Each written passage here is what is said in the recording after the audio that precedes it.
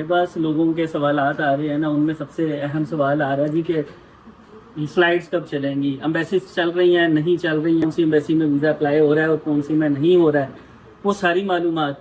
क्योंकि इतने सारे कमेंट्स आए हुए हैं यूट्यूब पे, फेसबुक पे, टिकटॉक पे, इंस्टा पे कि कौन सी एम्बेसीज वर्क कर रही हैं कौन सी नहीं कर रही हैं। वो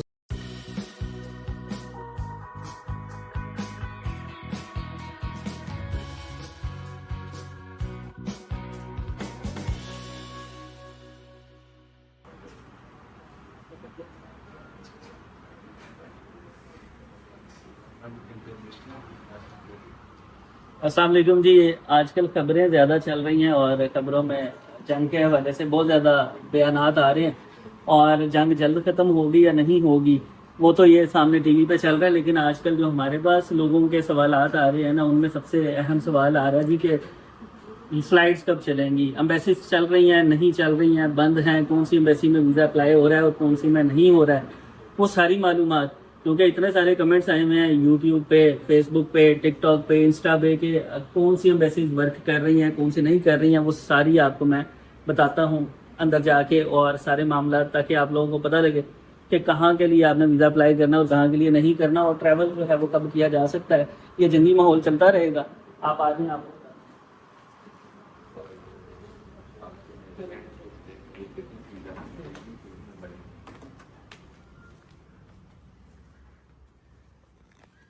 जी।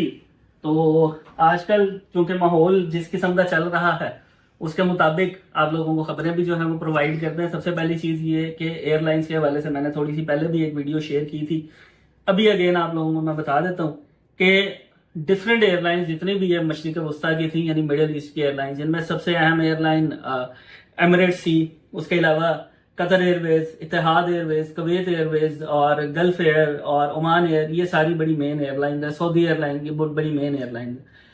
इन सब ने अपने लिमिटेड ऑपरेशन शुरू कर दिए हैं। ठीक है, एक तो था कि बिल्कुल ऑपरेशंस बंद कर दिए गए थे, अब ये आहिस्ता आहिस्ता इन्होंने शुरू कर दिए। जैसे कि इतिहाद एयरवेज है, अब उसके जो ऑपरेशन हैं वो चल रहे हैं बिल्कुल अच्छे तरीके से और पाकिस्तान में जो है वो फ्लाइट्स आ रही हैं। इस्लामाबाद में भी आ रही हैं, कराची में भी आ रही हैं और लाहौर में भी आ रही हैं। तीनों मेन स्टेशन पे जो है इनकी फ्लाइट्स आ रही हैं। इसी तरह एमिरेट्स ने इस्लामाबाद की फ्लाइट शुरू कर दी हैं, कतर एयरवेज ने इस्लामाबाद की फ्लाइट्स शुरू कर दी हैं। अब सारी एयरलाइंस आहिस्ता आहिस्ता अपने जो ऑपरेशन है उनको बहाल कर रही हैं और जो ये मामला है वो आहिस्ता आहिस्ता बेहतर होना शुरू हो गया। लेकिन जो कि पाकिस्तान में मामला है वीजा अप्लाई करने के हवाले से, तो वो मैं आपको वन बाय वन बताता हूँ। वीजा आप लोगों ने अप्लाई करना है तो कैसे करना है, क्या मामला करने हैं। इस टाइम पे जिस एम्बेसी का सबसे बड़ा इशू था वो है अमेरिकन एम्बेसी, जिसकी अपॉइंटमेंट्स को जो है वो 13 मार्च तक के लिए जो है वो रोका गया था। लोग जो है वो उसके बारे में बार बार पूछ रहे थे कि 13 तारीख तक के लिए तो एम्बेसी बंद है, यानी वहां पे इंटरव्यू नहीं होंगे, तो उनका क्या बनेगा। उन लोगों का ये बनेगा उनको अपॉइंटमेंट मिल जाएगी जिनकी कैंसिल हुई है। बाकी आने वाले दिनों में जो अपॉइंटमेंट्स हैं वो बाकी लोगों की जिनकी स्केड्यूल है उन लोगों को भी जो है वो बुलाया जाएगा, वो भी इंटरव्यू दे सकते हैं। ठीक है, सेफ्टी सिक्योरिटी पहले, उसके बाद वो सारे के सारे मामला। सिर्फ अमेरिकन एम्बेसी में ये मामला हुआ कि वहां पे जो है वो कुछ देर के लिए जो है वो इंटरव्यूज को बंद कर दिया गया, तो लोगों को परेशान होने की जरूरत है। दूसरे नंबर पे जर्मन एम्बेसी ने सिर्फ 2-3 दिन के लिए अपनी जो अपॉइंटमेंट्स थी उनको कैंसिल किया था, लेकिन अभी फिर दोबारा उसी तरह से जो है वो उसमें इंटरव्यूज का सिलसिला शुरू हो गया हुआ है। आपकी अगर अपॉइंटमेंट है तो आप फौरी तौर पे जा सकते हैं, कोई मसला नहीं है, अपने डेट और टाइम पे जाएं। जर्मन एम्बेसी मुकम्मल तौर पे एप्लीकेशन आपकी मुकम्मल ले रही है। उसके बाद फ्रांस एम्बेसी, फ्रांस का भी बड़ा बेहतरीन चल रहा है। फ्रांस में भी किसी किस्म का कोई मसला नहीं है। एक दिन के लिए वो भी हम जो है वो वहां पे मसले मसाइल हुए थे, उसके बाद वो भी मामला बड़े बेहतरीन चल रहे हैं और अभी जिन लोगों की अपॉइंटमेंट्स आ चुकी हुई हैं वो जाके जमा करवा सकते हैं। सॉरी। इसके बाद पाकिस्तान में एनाटोलिया बिल्कुल ठीक वर्क कर रहा है। टर्की की एप्लीकेशंस बिल्कुल ठीक जा रही हैं, डेली बेसिस पे सबमिशन हो रही है, टर्की का कोई मसला नहीं है। साउथ अफ्रीका वीएफएस के थ्रू अप्लाई हो रहा है, कोई मसला नहीं है, एक दिन का भी कोई मसला नहीं आया। वो ममालिक जिनकी एप्लीकेशंस वीएफएस के पास हैं और वीएफएस ने सारी एप्लीकेशंस को एंटरटेन किया, ठीक है, हुआ वो किसी ने बायोमेट्रिक देने जाने हो ऑस्ट्रेलिया के, चाहे वो कनाडा के बायोमेट्रिक देने जाने हो, चाहे वो यूके के बायोमेट्रिक देने जाने हो, किसी किस्म का कोई मसला नहीं है। वीएफएस के बाद जितने भी कंट्रीज हैं वो बिल्कुल ठीक चल रहे हैं। नेदरलैंड्स की एप्लीकेशन बिल्कुल ठीक चल रही है। ग्रीस की एप्लीकेशन बिल्कुल ठीक चल रही हैं, हंगरी की एप्लीकेशन, बेल्जियम की application, Denmark, Iceland, Norway, Switzerland, Sweden, ये जितने वीएफएस के पास हैं सबकी एप्लीकेशन बिल्कुल ठीक चल रही हैं, किसी किस्म का कोई मसला नहीं है। दूसरी तरफ अगर हम बात करें बीएलएस की, तो जिनके पास इटली है और मेजर जिसके वीजे पाकिस्तान में सबसे ज्यादा अप्लाई होते हैं वो है स्पेन, इन दोनों की सर्विसेज भी बिल्कुल ठीक चल रही हैं। जिन लोगों की अपॉइंटमेंट्स हैं वो जाके जमा करवा सकते हैं, उनको परेशान होने की जरूरत नहीं है।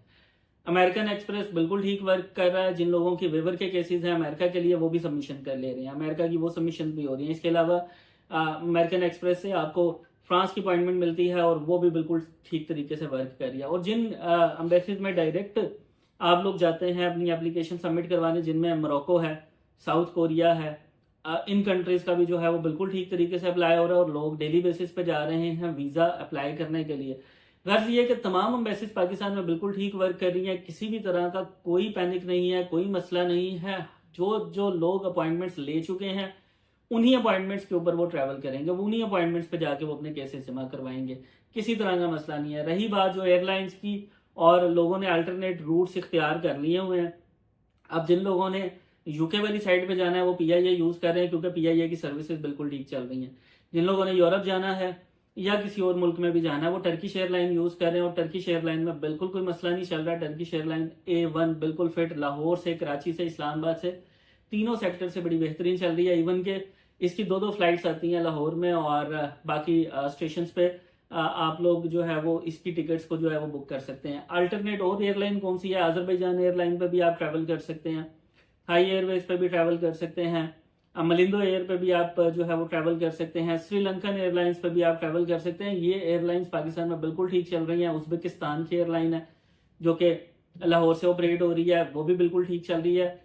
तमाम तर इस टाइम पे ऑपरेशन जो हैं वो एयरलाइंस के सही चल रहे हैं। सिर्फ जो गल्फ की एयरलाइंस हैं, एमिरेट्स है, कतर है, इतिहाद है, सऊदी एयरलाइन है और ओमान एयर है या गल्फ एयर है, ये इनको थोड़ा सा प्रॉब्लम का सामना करना पड़ा है, लेकिन अभी उनके भी लिमिटेड ऑपरेशंस जो हैं वो शुरू हो चुके हैं और आहिस्ता आहिस्ता ये अपनी फुल कैपेसिटी में शुरू हो जाएंगे, और आने वाले 5-7 दिन में ईद तक उम्मीद है कि मामला बिल्कुल बेहतरीन हो जाएंगे।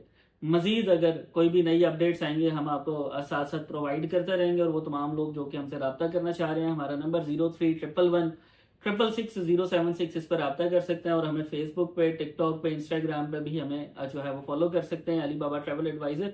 बहुत शुक्रिया, खुदा हाफिज।